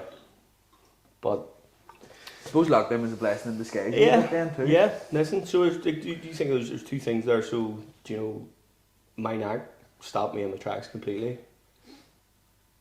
Gave me the push to go private, to work for myself, and then lockdown basically give me the kick to ramp up the online side of things, and obviously we are where we are now today. What's the plan for being moving forward? Even the development from lockdown till now, like how many years ago was lockdown? 3? It doesn't feel like 3 years ago, but usually were just solely online when lockdown started, and then now you obviously have a HQ, and then we can edit this out if you want. I remember you saying you were potentially getting your own spot, and then that fell through, whatever as well. Like, what has the journey of BA looked like over the last couple of years from start, and then from now moving forward? What's the trajectory going to look like? So the journey from BA is probably it's tough. It is tough. Yourself, you work for yourself. When you're developing the company and you're pushing, and you there's a lot of work that you have to do. Yeah, just getting projects over the line, getting clients, getting teams, just obviously slowly building, and then just staying on top of the business itself. So everybody wants to work for themselves. But not people see it in social media, and people see, like, obviously, like we were saying, that every cunt and their granny's a PT at the minute. Every cunt in the world is an online coach, because you don't have to get any qualifications to be an online coach, because people see it. It's trendy. Fitness, I would argue, is probably the biggest it's ever been. going to the gym. Like it's almost weird now if you speak to somebody who doesn't go to the gym at all. Whereas probably when you were growing up, it's funny actually. You're right. Yeah. like you were probably one of the only people that was consistent in the gym, and people probably go, "What the fuck are you going to the gym for?" Do you know what I mean? It's a generational thing. Even school too now. Like I see kids 16 now. As soon as they're 16, the first thing they want to do is go to the gym. First thing I wanted to do when I was 16 was going to drink. For fuck's sake. So it's good that way too, but because fitness is so big, it's trendy. It looks cool on social media. It's very easy to put PT or coach at the end of your fitness or at the end of your Instagram name, and anybody can do it. How did I get on this? What were you talking about? The journey of being basically. And even just becoming self-employed. People see the pros tell it, and successful PTs, like I'm not going to sugarcoat it, you make decent money coaching, and if you're good at it and if you're busy, and you pick your own hours, you can go on holiday whenever you want. It's a nice job to be in. Like it's raining now, you could be out in a building site in the rain. Like it's a very fortunate position to be in, and I think about it every day. Like I'm very blessed to be in the position I'm in. It's so young, but people don't see the business aspect of things, the things that go on behind the scenes. Even social media is a pain in the hole. Like even this podcast, like me and you'd probably sit here for an hour and a half. I'll go home and it'll take me to get this from camera hours till YouTube ready. Yep. Mate, hours. Even me Instagram reels are a minute and a half, 2 minutes long. Like you're talking maybe an hour, 2 hours to record, edit, get your captions up. Yep. And that's before you even try and think of a post to post. And then you have to be creative with it. You have to be original. You have to also talk some sense, because I see it a lot in social media. Like people just post for the sake of posting, and end up posting some either rubbish or just pure shit. And I would rather post quality stuff than frequency of posting. And even that's a different aspect in itself. And like you said, all the business side of things, like you trademarking BA and setting up the apps and writing out this big document that nobody ended up reading, and doing your own tax, and like just all the wee small things that come with it. And you're just like, yes, I'm very blessed to be in the position I'm in, but it's not just get up in the morning, go over to the gym, count people's reps and go home. Like it's really, really not like. No, especially so from like trying to actually scale. So you know, if you're a one-man band, you've like little kind of overheads, you know, and whatever else. But from our end, you know, when you're bringing in different apps, you know, and resources that your guys can use, or maybe you need to use, or you know, your accounting software, and like as you grow, like you know, you start off, your bills are like there's 1 0 on them, you know, and then you go a wee bit more, and you're breaking new ground, and your bills have 2 zeros on them. And you go a wee bit more. Definitely. That's what I say to everybody. Like obviously, like I think if you're a coach, your goal should be down the line to probably open your own spot or open your own gym. And obviously, there's a lot of profit and stuff that comes in with it, but there's also a lot of fucking work goes in there too. The higher up a ladder you start climbing, like you said, like you start launching apps and you start bringing in these teams and potentially other team members, and these processes that you bring in, yes, they will down the line hopefully lead to better business, better profit, better results, but like they're also bigger expenses. Like the bubble just fucking grows and grows and grows. Yep. You get up first of every month, you're like, I have to make £8,000 literally, like, and the break even, and you're going, it's stressful, mate. Like being, I say this all the time. Who was I speaking to the last time? Tristan Brennan, when he was sitting here. He was talking about Smash Bros and the Wing Society and whatever else, and I said, do you ever debate packing it in? And he goes, every day. I said, mate, I'm glad you said that. At least once a month something will happen, or you'll get hit with an overhead or a bill, or you'll get cancellations, or you'll be doing social media, you'll not be getting no leads, or something will happen, and you'll just go to yourself, I could do 9 to 5. Yep. I could go into work at 9, finish at 5, and that's me done. That's me done. Don't think about nothing. Don't think about nobody. Have no overhead. Go in, press a couple of buttons on a computer, get Saturdays and Sundays off. Don't have to do no social media, nothing. And then you go, oh, could I do that though? You couldn't. No, you couldn't. But that is, I'm glad to hear that. That is the reality of it. Do you know, like it's, and we should probably talk about that more often. So like if I'm out, you know, some weekends, bars, different things, there'll be people that like follow us and come up and be like, gosh, sure, you know, I followed you from day one, or, you know, it's really good to see who you are, and like, that warms my heart. I'm glad to see it, but it's like the fucking heartache in the background of that, you know, to get to where you are now, like, nobody sees it. No, Nobody sees it. People break up self-employment to be, even like your brother being a joiner, like, being self-employed 100% comes with a lot of pros, but it also comes with a lot of cons too. You need it. One of my best friends' brothers, a friend of mine as well, Chris McGee. So he started his own, probably it's a removals company now. Chris McGee, Crisscross. Is that what it's called? That's what it's called. He's doing. Is he related to He's Pete? doing very well. Huh? Is he related to? No, Jason's brother, Jason McGee, my best man at my wedding. He's his brother. But like, he does like podcasts now. So I obviously anytime anybody I know, right, puts up content. See if I'm scrolling, see even if I'm not gonna watch it, I engage with it to give them that something. Yeah. So like he's done podcast, I catch the odd one now and again. And like, he said something maybe about a month ago or a few weeks ago, and it was like, you know, self-employment, it's not for everybody. No. It's great, but it's not for everybody. No. And it's really not. It is, you have to be built to be able to operate. 100%. I think I had this conversation with somebody too, and like, I don't think everybody's capable of being self-employed. No. And you see it, like, I'll see it, I think it's definitely really prevalent in the fitness industry too, and even the beauty industry as well. Like, people dip in and out. People do it for like 5 or 6 months and get this bit of a buzz, your early kind of onset buzz on social media. It's usually like people with a big following, good looking girls, or somebody who's done something else before and then goes into coaching or whatever. Then 6 months later they're nowhere to be seen, and your whole like kind of platform disappears, and then they're back in again a year later, and then they're out, then they're a coach, then they're an online coach, then they're fucking barber, and then they're doing something else, and you're like, you're just not cut out for self-employment. Just do something else. Just be under somebody. And it is like, you need to be built different. Like, you need to have a very high stress threshold.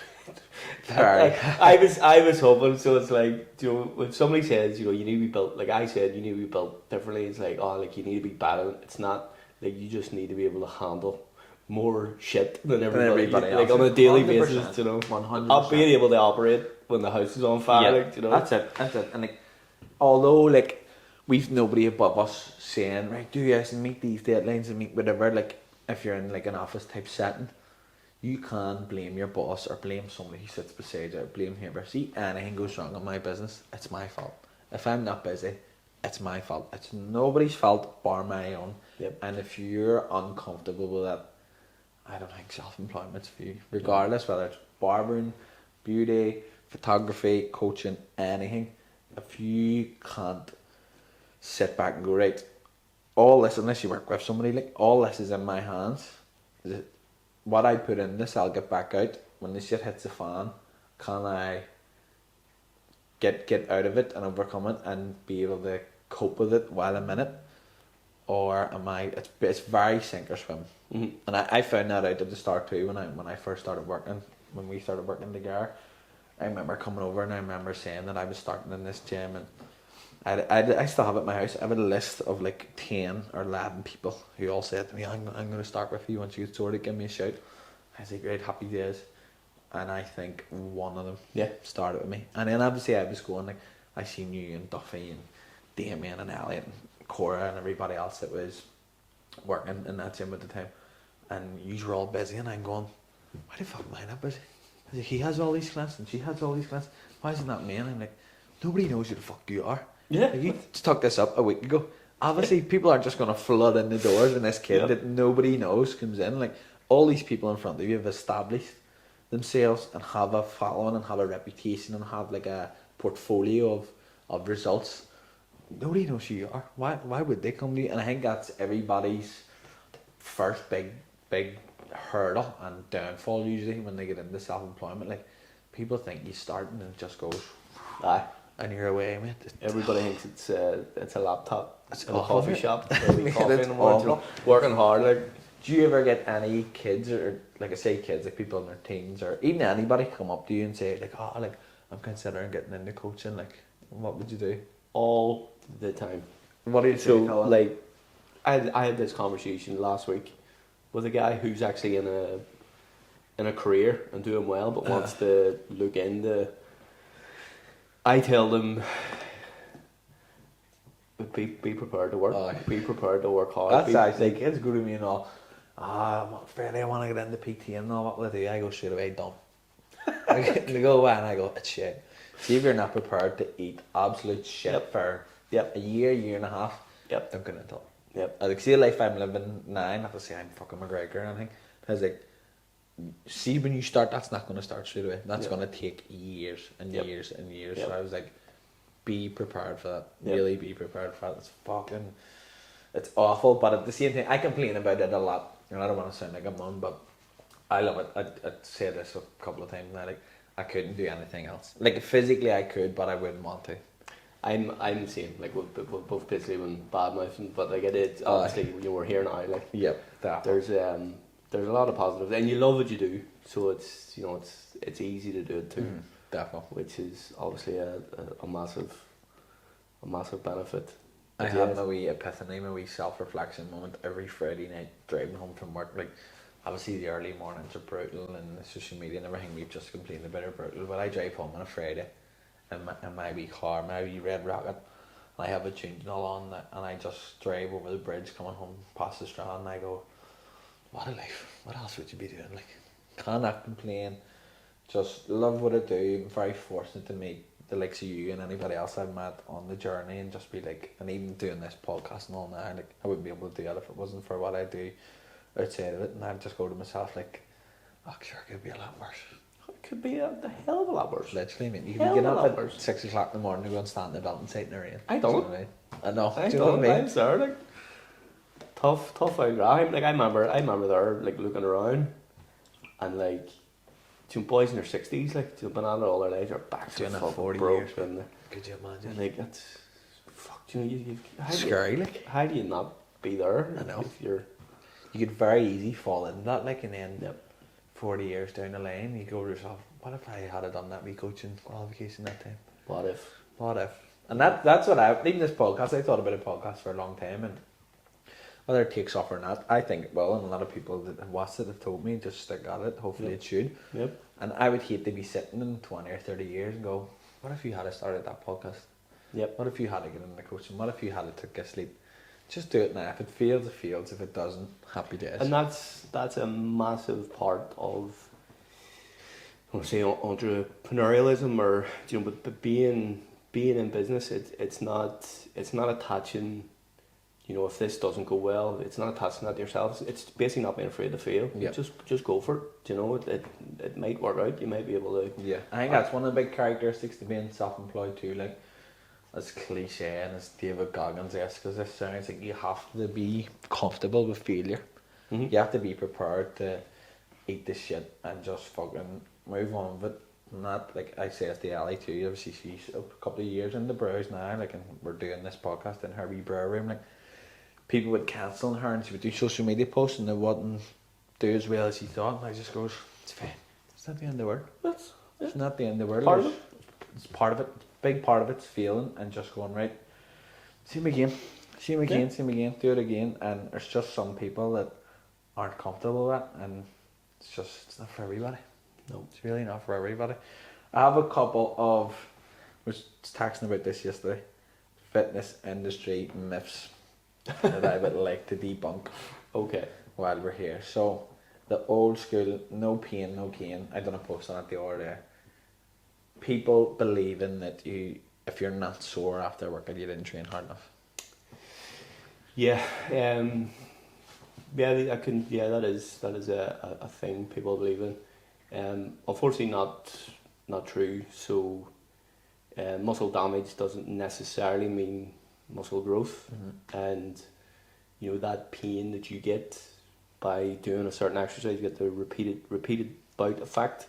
You actually don't get that pain anymore, but you're still making progress in that lift. So if you bin that exercise because it doesn't make you sore anymore, well, how are you going to get better at it? You're just going around in circles there. Like, so don't associate. People think conditioning sessions is like being sick, and weight training sessions is not being able to move for 2 or 3 days after. So common too. Yeah, it's nonsense. Like, so common, mate. It's utter fucking balls out. And I'll still find it too, like, and sometimes clients of mine will come away from sessions and be like, oh, it's alright, like, I've still a wee bit more in the tank, and I'm like, good. Yeah, 100%. Like, you shouldn't leave here worse than how you came in. You should leave here with burst of energy and fucking feel good the rest of the day. Like, you shouldn't be leaving here sick. You shouldn't be struggling to get up and down the stairs the next day. Like, I'll just summarise it with the gym's meant to add to your quality of life, not take away from it. You shouldn't be walking like fucking the Tin Man the next day and being sick. And it's a very lazy style of coaching too that I have seen in the past. Like, just get somebody in the door, make them as exhausted and tired as possible, take pride in them being sick and being sore, and then send them out the door. Any idiot can do that. Anybody Come on can do in, let's do burpees for an hour. You'd be fucked, you'd be sore for the next 3 days. Job done. Yeah. But in reality, are you making that person better in 12 weeks? You're not. No. They're not better in 12 weeks. The most effective gym routine, the most effective thing that you can do is the one that you can do it consistently. Okay, you can't go to the well every training session. You can't, because it has a knock-on effect. Yeah. Training, programming is this big soup and interplay of intensity, volume, recovery, and frequency. Okay, so if this one's away up here, then you're not ready for this one. So you're not gaining for this one. You need to have it so it's all, working nicely together. So there's a long-term trend line where you're getting better. Yep. And it's just a lazy. Anybody can get somebody in the gym, and I think that's why so many people are into coaching. It's like, get somebody in the door, train your arms to failure, jump on the rower, do this, do that. You leave a gym fucked, and you think, I've done a wee session now. You're like, long term, that's doing absolutely nothing. But them same coaches have, 6-8 weeks down the line, they have conversations with their clients. So their clients are like, I'm not actually getting better than in here. What's going on? So it's very short lived there. Yeah, next one is stretching for 10-15 minutes before a workout. No, like holding static stretching can actually decrease your rate of force development, so like producing all that force really fast, so it can negatively affect your training, particularly if you're trying to do speed and power.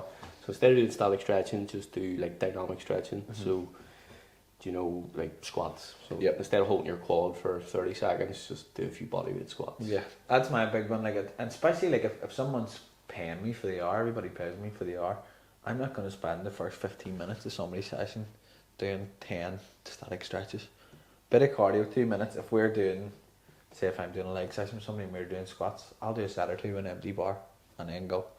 Well, the most, so there's two kind of environments here. So from a gym point of view, the gym is actually really, really safe, right? It has like the least amount of injuries of all the environments, right? So the gym's really safe because it's controlled and it's obviously in one set of movement. The most important thing with a warm-up is actually the warm-up. That is the key component in a warm-up. It's called a warm-up. We all missed it. So if you can just, bring heat into those muscles, you're good to go. That can be done through, if you're squatting, empty bar, 10 kilo on either side, 20 kilo on it. 2 or 3 sets, then you're into your working weight. That's fine. Where you don't want to skip a warm-up or condense a warm-up is in a pitch-based, from like a field-based sport, so any of the GAA guys, that is what those boys are going to go out and experience is absolute chaos at high speeds, high forces. So that you need to run through a warm-up there. Be prepared for all so from a gym point of view, get onto the bar. Yeah. And then flip side of that, stretching after a workout speeds up or enhances recovery. No, so stretching can actually, like if you stretch, you can actually add to the recovery cost of that session, so you can create more muscle damage, which then you have to recover from. I don't know why, that like stretching after the workout, I don't know where that came from or how that kind of came about. But basically, like if you're looking there, I'm going to stretch after this session, so I'm good to go tomorrow because I've just done this work. The reality is there is a cascade of hormones and shit that's about to happen to your body, inflammation, all this stuff. It's it's coming. It hasn't just happened. It's coming. Yeah. So the stretching you're doing at the end isn't going to stop that. It's coming. It's coming regardless. Yeah. On the topic of recovery and inflammation, obviously I know the answers, but it's people I'd say this. You had a post up about it the other day. The ice bath trend at the minute. Mm-hmm. How big cold water therapy and how everyone, it's a personality trait for everybody, and how you're a dickhead if you get warm showers and you don't get cold showers anymore. So cold water after weights is a big no-no. Yeah, it can blunt. So inflammation, you need, whenever you train, you create inflammation. So that whole thing we were talking about there, that is, part of that is, that's how you actually get better. So that's how you lay down new muscle tissue and all of that. Mm-hmm. You need that there. Now, where ice baths and ice came into the play in terms of recovery is the ice, if you jump in an ice bath, it will reduce that inflammation. What that does then is actually get you back to the baseline quicker. Mm-hmm. So if you are an athlete, you're in season, you've done your think of cold as getting back to baseline, and heat is adaptation. Mm-hmm. So if an athlete goes through a pre-season, that's an adaptation phase. If I'm a coach, I'm programmed for something in pre-season, I'm putting them under heavy training load because I want them to adapt. I want them to gain from that. Once you get into the competition phase, you've done your adaptation. Now you're just maintaining. You may be tweaking a few things, trying to get a gain here or there, but it's about maintaining because you've built your base. Mm-hmm. So after those sessions, then you get back to your baseline because your baseline is already high. Does that make sense? Mm-hmm. So ice for return to the state you were before the session. You don't want to gain from that. Heat for to go forward. Adaptation. Yeah. Right. What do you think of all this is cold water therapy? Well, I can't say anything because I have a Lumi. I have one at the back. I do ice. So I'll do ice bath before the session, and then I'll do hot before. Why? Yeah. Because what I like about the ice bath is I don't want to get in an ice bath. I just don't fucking want to do it. Nobody does. Yeah. So I like knowing that I'm going to get into this fucker. I don't want to get into it. I'm going to hate every minute of it. So I'm going to make myself get into it. Yep. So I like it. Like a disciplinary kind of thing. It's a purely mental. Yep. So if I'm going on any of the long runs, you know yourself, you run the long, you're like, fuck this. That's a shit. Yeah, right. That's a mental thing. So I start off my long runs with an ice bath. So I'm already getting that voice in your head in line. And then after I'll come in and I'll do a hot bath. Is it as recovery enhancing as people make it out to be? It is pretty good. Hot bath. Do you mean ice or cold? Ice. Yeah, yes. Ice will get you back to the baseline. So if we think from a recovery standpoint, recovery can mean, I've gained from that, recovery will just be, have I recovered from that bout? Mm-hmm. So an ice bath will shorten that recovery window, but you'll not be any better for it. Mm-hmm. Hot bath will shorten that window a bit, but you'll be a wee bit better for it. Aye. Does that make sense? So they both have their pros. Yeah. So it's just about when it's a good tool. So McGivern, I put that up. McGivern was straight. McGivern hates ice baths, right? He hates it. I have took him and forced him, and we went down to it was about 2-3 years ago during the weather. We went down into the beach now just to do cold water. Yeah. He hates it. Fights me everywhere. There's loads of stuff. He's like, fuck that. But he does. If I tell him, see when I put that up. I knew ice bath. And he's like, no, it's that's for a wasted day. Yeah, strategy here. You know when to use hot, know when to use cold. They have their Cold's still great. Cold's still great. It's just weighing them where you use it. Yeah. So that everybody that fucking makes a country for getting warm showers now, they both have their place. Yeah. Don't get it fucking twisted. Yeah. This is a big one, and I used to believe this a lot. Fasted cardio or fasted exercise burns more body fat. No. It's what it does. So if you're in a fasted state, you are ready to use your fat storage, which is that's energy there. So you will do that. But what matters is your overall calorie burn. Yep. So is it as simple as we're talking on a weight loss or weight gain perspective here? Is it as simple as calories in versus calories out? At 110%, it is calories in, calories out. So these guys talk about hormones, these guys talk about macros. It doesn't matter. It's calories. Like you know. Yeah, 100%. And I don't understand why people have such a tough time understanding that. Well, the macro guys get me. So it's like it's not about calories. It's about your macros. And then they give 100 grams of protein and 100 grams or 200 grams of carbohydrates. It's like, yeah. So you've took your macros and you've took your grams based on what calories that is. Yeah, literally. So you're actually talking about calories. Talking You're about just calling calories. it a different name. Do you know your man? Do you ever see him? He comes up my fucking TikTok all the time.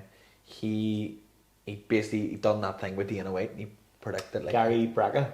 the fella with dark grey hair. Yeah. What do you think of it? He's a really good salesman. He's like one of the best. But like the Gary Braga now was last year's Liver King.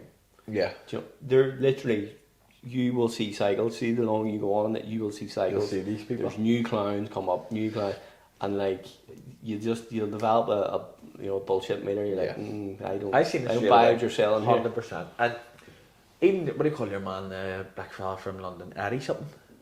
No. Do you ever see him? He's the older fella with glasses and he runs about shops and he points at everything and he's like, this is fucking bullshit and this is bullshit. And he's a bit of a mungo too. But even the likes of Liver King, your man Eddie, I'm talking about that our fella Gary, like their overall message is good. Like they're encouraging people to eat better and go to the gym. It's their delivery of it.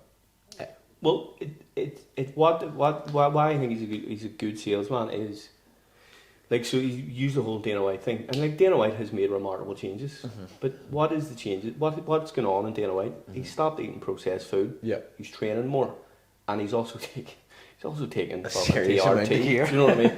So it's like, yes, like those are the things that move the needle for Dana White, not red light therapy Hormones and insulin fucking resistance and superhuman protocol. Like all of that's fucking nonsense. bollocks. But people want that. Yeah, people believe that. It comes back to like what you were saying about Sergio Ramos, like him coming on saying, Dana trains 4 times a week. He's tidied up his diet. He stopped drinking Dr. Pepper and he doesn't eat Domino's anymore. Doesn't sell as good on TikTok as him coming on going, Dana's doing this, Dana's sleeping with red light on, Dana's doing blah blah blah. Like it doesn't sell. That's why he's a good salesman. No. He understands his audience. I believe all of these guys, when they come home to their wives at night, they're a completely different person. 100%. You know, and they maybe 10%.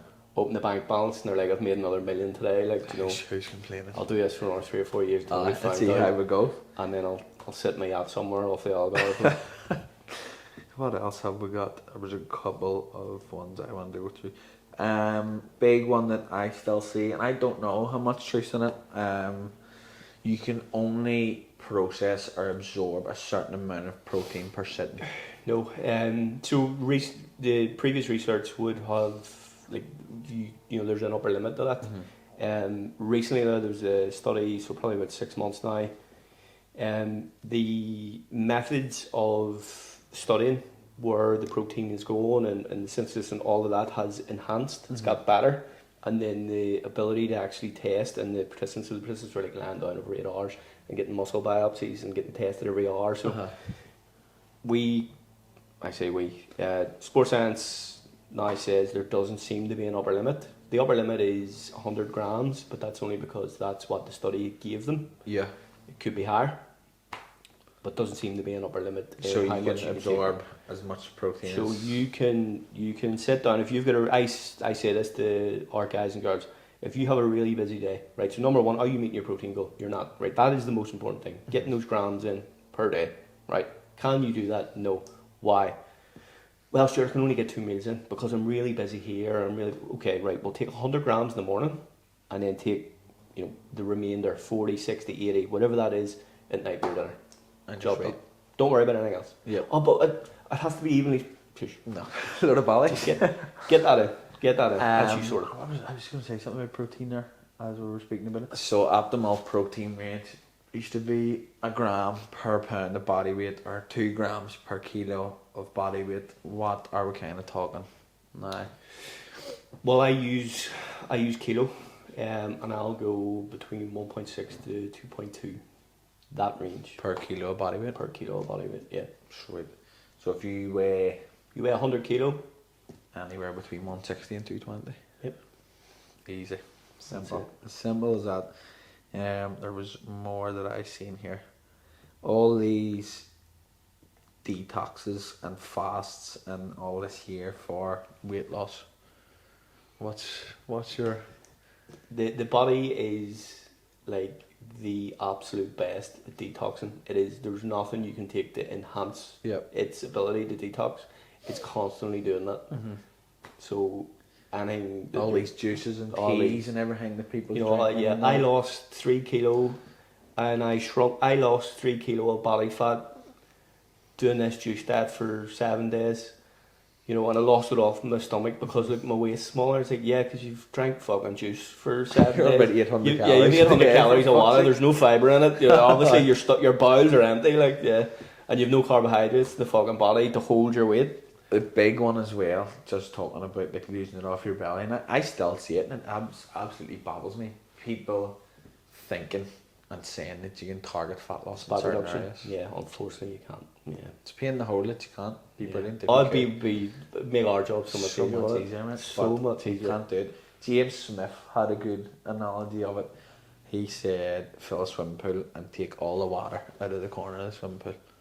That was a good one. See if Seen you that can one get it before, all yeah. out of the water. Like it would make our job a lot easier, but it just comes off. Obviously, the belly's always a big one.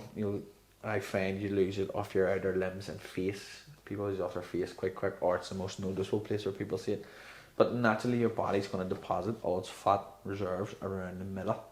Mhm. Slightly lower for females, isn't it? It actually it depends. So there's like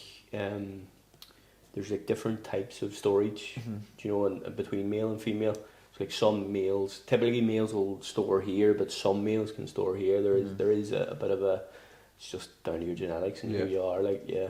But where this stuff kind of happens is, somebody's on a weight loss journey, and they're dieting down, and maybe say like their stomach's like the last bit to go, and during this point they're like, they've done everything, so they're trying new stuff, and somebody's like, oh here, drinking green tea is really good for, and then they continue doing what they're doing, okay. But then they add the green tea at this point. But at that moment was the point where they were starting to lose the belly fat. Yep. And then they're like, They associate green tea with belly my fat loss. sister drank this green tea. Now you have to get this one. Right? You have to get it in the wee It's shop. always somebody's wee sister herbal or shop around somebody's auntie town. or Yeah. something, isn't it? This is the one. You lose it off here, and that's how that kind of starts. My man, I don't know what was my man talking about. My man was talking about the carnivore diet, and she was saying a girl that does classes with her. It's like she lost fucking 2 stone in 2 months on the carnivore diet. What a seer! I was going to her, man, it's down to like your carbs and your body touches water to carbs and everything else. And obviously my man was just looking at me, was in there and out there, and she was going, I'm gonna do it. I think I could do it. And all, and I go, think so? She goes, oh, I mean, do you know what it entails? And she was like, oh, like just meat. No, I says, yeah. I says, you can basically only eat what comes from an animal. She was like, no sweat. I says, you can't have bread. She went, bollocks. I mean, man, what animal does bread come from? She's like, oh, that would suit me in. I'll get rid of bread. There'll be no chocolate, no biscuits, no sweets, nothing. No Here she was, doesn't faze me, no sweat. I goes to her, no gin at the weekend. Here she was, bollocks. I goes, what do you mean? And she there's a big blue cow out there, you get Bombay Sapphire out of it. Here she was, bollocks, no gin. A little shooting gin out, there's a gin cow out there somewhere. And she goes, oh fuck that, I couldn't do that then. So I was like, gin was the deciding factor of you not doing the carnivore diet. No bread, no nothing, didn't faze her. You can't have gin at the weekend. So I was like, oh man, God love you. Like it is just people associate like keto and carnivore, and I've done the carnivore diet for a while. Don't think I would ever do it again. It was fucking awful. It's just calories, isn't it? Calories. There's a lot of these carnivore guys who've now they're on like social media, right? So they're like the big short. Yeah, they've went and got their bloods, and like they're now introducing carbohydrates back in, and they're now because their bloods are so bad. Because they went to a doctor, and the doctor went, "Stop being a fucking dickhead. Stop being an idiot." Yeah, you're 12 months away from a fucking cardiac event here. Like, go I sort hated that out. it, mate. It was awful. I done it for 6 weeks before I beat it, and the weight loss obviously did come off me quite quick, but obviously I understand the process and all to it too, but it was fucking shit, man. My energy was very flat, and like my motivation to do... See, but, like, one of the big things is you've loads of energy. No, far from it. No? Far from it, mate. I was doing the bare minimum. Wasn't doing no social media, mate. Just really couldn't be annoyed with anything. Surviving. Just surviving, mate. Found myself very irritable, very Yeah. easy to wind up, and just... My sleep was very good, and my recovery was very good. And that's probably the two of them went hand in hand, because I wasn't eating big meals before bed, and my protein was so high, so my recovery was obviously going to be a lot better. Yeah. But other than that, mate, I don't think you could get me to do it again. Like, Yeah. really wouldn't fancy doing it again. No. No, I wouldn't fancy it. Any other ones that I like the look of here? Obviously, the age-old one, women thinking that weights are going to make you look bulky. Man, I get it all the time. Yeah. On board new female clients, and I'm like, right, anything you want to work on? Obviously, want a big bum, want nice legs, want a nice back, want a toned stomach, and with like nice arms. And I go, so everywhere? And they're like, no, not everywhere. And I was like, you named everywhere there. I know, but I don't want big, massive shoulders. No, I'm not training me. I'm not doing lateral raises no more. They give me big, massive shoulders, and I'm going, I've been training for 10 years and I haven't got big, massive shoulders. You doing 2 sets of lateral raises isn't going to make you like fucking on it. If boys here fucking knocking their hand, literally big muscles 5 days a week, and they're going, oh no, my shoulders are getting yeah, one of them dumbbells there. No, oh god. What else was there? I think that was it. No, a big one that baffles me and it's still floating about, confusing the muscle. I mean, people are still doing it. People are still changing the routine every 2-3 weeks because you have to confuse the muscle. It's nonsense. So, like, what the process of this? So, whenever you introduce a new exercise, you make gains quite quickly as you know at each session, and you're like, fuck, this exercise is working. I'm doing really well. But what's happening there is your body's actually becoming more coordinated at that exercise. Yep. And then you get to a point where you're coordinated, you're able to do it, and then you're able to use, you know, all your muscles to actually. So the progress on a sheet of paper looks like it's stalling off, but the reality is, you know, back here you couldn't actually use those muscles to get in there, so they weren't experiencing any mechanical tension, so you weren't actually getting better at these. This is a coordination thing you could gain. Your ability to perform it is just getting better. You're now at the point where you can start making gains. And they're like, my progress is slowed. Oh, you need to change it up. Muscle. Your body knows what it's doing. But like, if you think from a logical point of view, this is where these things come into play. So people like look at that and go, well, he's right, because, you know, I've been making progress in this for the last 3 weeks, and now I've plateaued. So now it's time to change. But the reality is, now is at the point where you're actually making gains. Because gains aren't 2.5 kilo each week. No. Gains is a rep every fucking 2 or 3 weeks. Do you know what I mean? Like, but isn't it mad, like, from me and your standpoint, obviously we know the ins and outs of all these things and how just irrational they are, but like, so many people still believe it. Yeah. Like, even it's an older generation thing, my ma as well for too, like, every time she was on a weight loss journey, she goes, right, see, from Monday I'm giving up bread. I go, why does bread get so demonised in nutrition and health? Yeah. Like, bread isn't the reason that... Where did that come from, though? I don't know, mate. I really don't know. Everybody, cut out bread, lost a stone. You're going... I don't think the bread's the issue, like, it's really not. Like, a couple of slices of Hovis 50-50 isn't the reason you haven't seen your toes in 20 years. Yeah.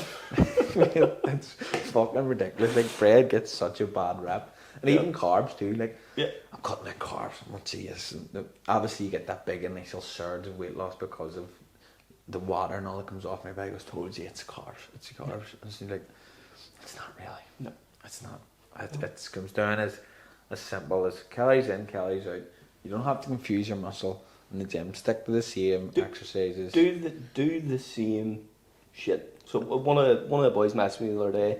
He sent me a TikTok. It was like the villain arc or something, which is supposedly when somebody turns in the winter. No, but when somebody's just fed up with everything. I'm preaching to all these different people. I'm at a point now where I'm like, go and do the same thing for the next 12 months. Yep. Right? Try not to rap or don't speak. Like, go and do that. If you don't want to do it, this isn't for you. Yep. Like, stop trying to. Too many people are trying to reinvent the wheel. Yeah. And it's fitness being so popular and nobody wants to say the same things as everybody else. But like, there's only so much truth out there. It's only a matter of time before people start saying the same things. Like, there's only so much truth. It is very black and white. And well, if me and you say the same stuff, so people are scrolling there, so me and you are saying exactly the same stuff, we now become part of the crowd, so we all look the same. Yeah. But then the dickhead that says something completely left wing, gets all the attention. People go, what he's saying? And no, I'm going to listen to him, which is unfortunate, but it's just a little land at the minute, like, isn't it? It's brutal. Have you anything else you want to speak about? No, I didn't really have anything to. No, I didn't really have an agenda. Like, just see what happened. I had them lined up. I just wanted to debunk them, because obviously I know the truth behind 99% of them, but I hope a lot of people watching this look at it and go, right, that wee midget knows what he's talking about, because somebody else is backing him up. He does, you know, knows what he's talking about. Dude, He's a good lad. You just need to listen to me. He's a good lad. I know I talk some shit sometimes, but sometimes I don't. Sometimes I drop a bit of truth. But no, mate, I say it all the time. Anybody brings you up, you're the most knowledgeable coach I know. It's not even close. I don't even think anybody comes close second straight away. I learned a lot more working beside you than I did. No disrespect to my course. I learned a lot more working with you in the short time that we did than I did. Even coaching, outside of coaching, business, life, training, everything. Very, very grateful for it. Eternally grateful for it. And appreciate you coming on.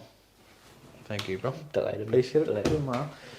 I'll plug all Stuart's social medias down below, via everything. If you haven't subscribed to the channel or anything yet, subscribe till now. Try and get me out of the ghetto. And yeah, stay tuned for